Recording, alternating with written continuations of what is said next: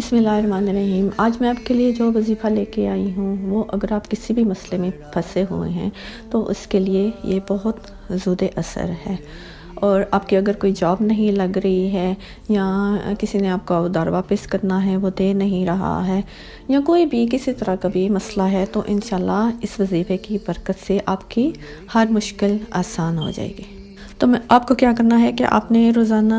یہ آیت جو کہ آپ کو سکرین پہ بھی نظر آ رہی ہے، روزانہ ایک تسبیح اول و آخر 11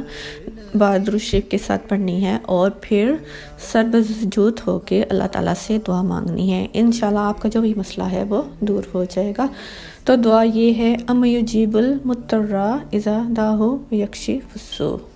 یہ آپ نے روزانہ پڑھنا ہے، اور اس کی برکت سے آپ کی جو بھی مشکل ہے وہ آسان ہو جائے گی انشاءاللہ۔